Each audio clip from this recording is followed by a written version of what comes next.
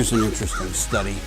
You've all heard about culling a white-tailed deer herd, where they go in, they remove certain deer, maybe spikes or something from the herd. The idea is see if they can genetically, researchers are trying to find out if they can genetically enhance the herd by removing inferior bucks. Well, it's a great idea, but back in '06, there was a mega effort on this front, and they actually took a giant ranch over 100,000 acres. They had three different areas of that ranch that they worked with. And they took a helicopter in there with a net gun, and they captured 2,113 bucks.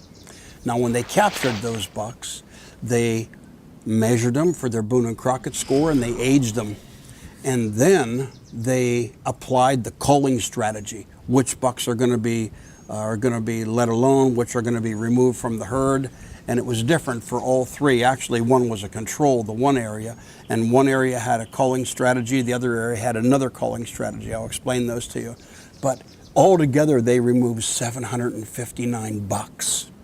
Of course, some of the bucks didn't meet the culling criteria. They were released. Those are the bucks that are going to stay in the herd. No, but here's how they did it. In one area, they removed and culled all the yearlings with less than 6 points, all the 2-year-olds with less than 8 points, the 3 and 4-year-olds with less than 9 points. These are all getting removed. And the 5-year-olds and older who had a gross Boone and Crocket score of less than 145. This is some standard. In the second area, all the yearlings and 2-year-olds were released, and the older deer were culled by that same criteria. Judging from the control area and the 2 areas where the bucks were culled, here's what they found out. After a 4-year waiting period, they discovered that there was no difference between the quality of the bucks where they had culled out those bucks and the control area. The 1.5, 2.5-year-old bucks had the same genetic qualities, the same basic score.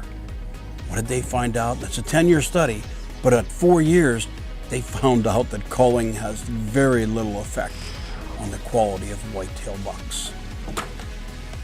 And that's this week in the whitetail woods.